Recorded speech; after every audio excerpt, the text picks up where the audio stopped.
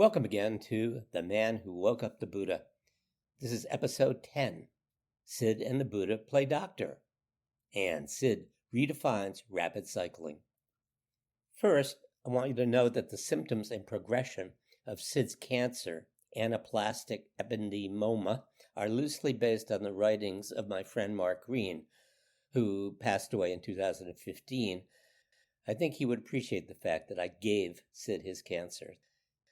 If Sid owes his cancer to Mark, he owes his character in large part to my cousin Rob Cutler, who passed away in 2011, about the same time I first drafted this novel. Robbie knew roughly as much, or actually as little, about Buddhism as Sid does, and he was equally enlightened. So you want the technical description? Dr. Joris asked Sid and Diane when they sat in his office a week after the stroke. Dr. Joris's office looked like the inner sanctum of any self-respecting brain surgeon who was born into a pile of money and, thanks to his encyclopedic familiarity with neural pathways, had continued piling it on ever since. He sat behind a 12-foot tabletop that stretched across the whole width of the room and was covered to depths from 2 inches to a foot with books, folders, reports, empty coffee cups, and a bike helmet. There was a hinged panel that he lifted up to get in or out, but since it was usually covered with stuff too, it was easier for him just to crawl underneath it. One wall was covered floor to ceiling with bookshelves that held an encyclopedic collection of printed matter: magazines, newspapers, pamphlets, scholarly journals, scrolls, maps, and letters. There were even a few books. Post-it notes in a rainbow of colors jutted out from all over the wall like thoughts trying to escape. On the other wall, 2 high-end titanium bikes, a road and a mountain, hung from hooks next to a large picture from some early Tour de France featuring 2 guys with caps where helmets should have been, sharing a cigarette. Dr. Joris was part of a fanatical group that met at 5:30 every morning year-round for a 20-mile bike ride along routes that even most locals didn't know existed. When the snow was too deep, they used fat-tire bikes and cut the ride to 10 miles. A technical description of the bikes? Sid asked pleasantly, looking around before giving his long-term golfing buddy an angelic smile. Diane had received special dispensation from Jay to smoke her e-cig in his office.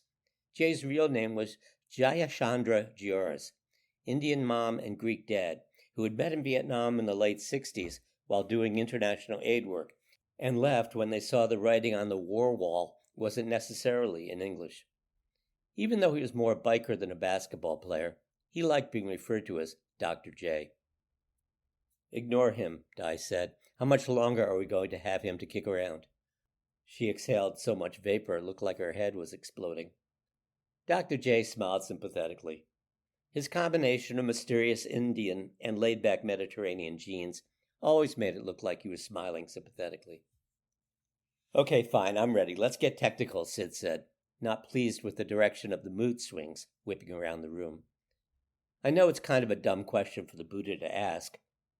There really are no dumb questions, the Buddha thought. The Buddha, Dr. J asked? I'll explain later. But how much time I got left, Doc? He said it was like he was in a 60s made-for-TV drama. Well, that is kind of a dumb question, the Buddha thought. Give me a drag of that, Di, Sid said. Jay grimaced slightly and began, It appears, my friend, that you have a rare grade 3 anaplastic ependymoma. This is a malignant glioma, which is a fancy word for a brain tumor around the membrane of tissue that lines your brainstem and ventricles of your brain. Crown chakra, the Buddha thought. Sounds like stagnant kundalini. Sid stood up and walked over to the road bikes hanging on the wall. What's kundalini? He asked. Dr. J laughed. Didn't you just say you were the Buddha? I was just testing you, Sid said. Don't worry, the Buddha wasn't into kundalini anyway, actually, Jay said. That was then, the Buddha thought. Sid turned back toward Jay and, pretending to be horrified, slapped his forehead like he just thought of something. Ouch! Oh, you don't think I have bad karma, do you, Doc? Are you kidding me, the Buddha thought? Where do you want me to start? Where do you want me to start? Dr. J said, smiling at Di. When did you get the disc brakes on this one? Sid continued. He didn't bike much anymore, but knew enough to be dangerous, as he was on most subjects. Back last spring when I decided to do the gaps, my bike guy told me breaking downhill with pads could blow out the tires. So did you get all of it? Di said, louder than necessary. Actually, just as loud as necessary to get their attention off bikes. No, like I said, we got most, but until we knew what kind it was and exactly how big, we wanted to be cautious. So you have to go back in? When? Di asked, frustrated. First, I want you to see a buddy of mine in the Midwest. Plus, they have a more powerful MRI there, so we can get a better picture of what we're dealing with. What causes cancer in your crown chakra? Said Ass, continuing. So did you do the 6 gap or the L.A.M.B? He began counting the number of teeth on the biggest chain ring. Sheep on bicycles, the Buddha wondered. What would these people think of next? What are you guys talking about? Di demanded. The L.A.M.B, Jay said, spelling it. Lincoln, Appalachian, Middlebury, and Brandon Gaps, in the Green Mountains, Vermont.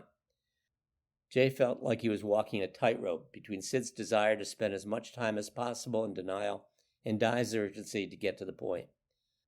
Can you guys stick to cancer for a few minutes? Di sighed. I mean, this is going to come as a total shock to you, Sydney, using the name he considered an expletive, one that only she could get away with, and only when she was really mad. Look at me. This is not totally about you. Do you get that concept? There are things that need to be taken care of. People that need to be taken care of. The kids are going to have questions. The grandchildren are going to have questions. You take care of the children, I'll take care of the grandchildren, he said, his voice flat, determined, accepting without yielding. It's what, 110 miles? Sid turned back to ask Jay. Jay turned to Di and said sympathetically, Once I had a woman in here, 80, just told her she had breast cancer, terminal. Her daughter was with her, crying. Mom kept talking about what interesting color eyes I had. Everyone responds differently. 10,000 feet of climbing? Sid said, almost belligerently, making the point. More, Jay said, looking apologetically at Di. And yes, he added, knowing the question was inevitable, you might be able to bike again, but not until after the next surgery and radiation. Wait, isn't Kundalini the sex thing? Sid asked. Yeah, that's what they call sex energy. They who? Hindus, a lot of Indian sects. Sex? No, sex. Which are you? None of the above, Jay said. You've seen the inside of as many brains as I have. He hesitated. Good point, the Buddha thought. What? Sid whipping his head around from the bike, sensing some thrilling insight. Just that, Jay said, his voice falling. Just that, Good point, the Buddha thought. That makes sense, Sid said, no more able than Jay to explain why looking inside dozens of human brains could change your perspective on any belief system. So is it terminal or not? I mean, can it be cured? Di interrupted. Well, we should definitely be able to get some partial remissions, Jay said, with the implicit but. Continuing, it'll keep coming back. Huh, Sid said to himself. Rising and falling of phenomena, the Buddha thought. Been there, thought that. And chemotherapy, Jay continued, will just keep things at bay unless they come up with something new. So we'll try to keep the jerk around as long as we can. How long would that be? Sid asked, walking over to study a print of a painting of a naked guy surrounded by lions. The lions looked hungry. The guy didn't look happy. You think it means I haven't been having enough sex? There have been a few cases of people lasting almost a dozen years, Jay said to Di, ignoring Sid. Gee, I'd be happy with 20 minutes at my age, Sid said. No, I meant how long did it take you to do the L.A.M.B? Did you break 7? And by the way, who's your decorator? No, 720. I bought it at a garage sale. It's an original, believe it or not. Not really. I mean an original of an early 20th century forgery of a Rubens. Daniel in the Lion's Den. It looked like just a bunch of cake gray paint. Guy sold it for the frame, $20. Cost me $1,000 to have it restored. Jay exchanged brave smiles with Di. Sorry he'd managed to get thrown off topic again.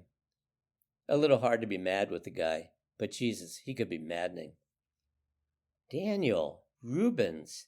Sid felt a frisson of recognition and a pang of hunger. See, we can operate again if it grows back, but we only get one shot at the radiation, and eventually even the surgeries will do too much damage to the working parts of the brain. But he could live like a normal lifespan, Di asked. Dear God, Sid blurted out. He appreciated her concern, but the banality of the conversation, like they were on the set of some daytime soap opera, it bored him, although the Buddha found it all rather fascinating. Unfortunately, we don't have a lot of data because it's a childhood cancer. Adults hardly ever get it. That's no surprise, Di said. Sid grinned wider, extremely pleased with this new development. But the good thing is that it's in his brain, not brain stem, less likely to metastasize. So when do we go see this cancer specialist? Di asked. Susie will set it up as soon as we can get you in. Plan on staying for 2 or 3 days. You'll like it out there, and he's great. He's a biker? Sid asked. Yeah, but the vroom kind. Nobody's perfect, Sid said. Ahem, the Buddha thought. Oops, I take it back, but only because I'm the Buddha, Sid said apologetically. Of course, as a famous yogi once said, if life were perfect, it wouldn't be. Ah, the great 20th century sage, that rare sports spirit who played without attachment to victory or defeat. The Buddha smiled at the memory. Yogi smiled back. And he was in more all-star games than anyone, Sid added. Di sighed. I know who you're talking about, you know. Dr. J sighed too, and crawled out from under his desk to give her a hug. Turned out that he'd been wearing bike shorts under his green scrubs. Sid walked over to a little stand with an antique porcelain phrenology head bust. He picked it up, studied different areas. It appeared they had opened up and released areas in his brain related to his prefrontal cortex. Hey, Jay, what happens here? Doesn't affect your sense of humor, does it? Sid, it'd take more than a tumor to affect yours. You mean there's no hope at all? Di asked. It was unclear whether she meant him surviving or losing his sense of humor. Sid gave the head a once-over, then a twice-over. Looked at all the writing. Then he shook it, put it back, and gave it a pat. Thanks for the memories, he said. A couple of final notes. The name Jayachandra means victorious moon, and in the Ayurvedic tradition connotes feelings of healing and calm. Also, if you want to tie your favorite Buddhist and theological knots, ask them Buddhist perspective on Kundalini and chakras. The Buddha never talked about either per se. They're both concepts from Hinduism. But the basic ideas are now, and to some extent were, aspects of Buddhist teachings. Of course, everyone knows what karma is. Well, kind of. Thanks for listening to The Man Who Woke Up the Buddha. New episodes drop on Saturday mornings. Comments are always welcome. While this Substack is free, it sure is inspiring and energizing when people pay for their subscriptions. Plus, it turns out that the Buddha, Sid, is bestowing secret blessings upon all paid subscribers.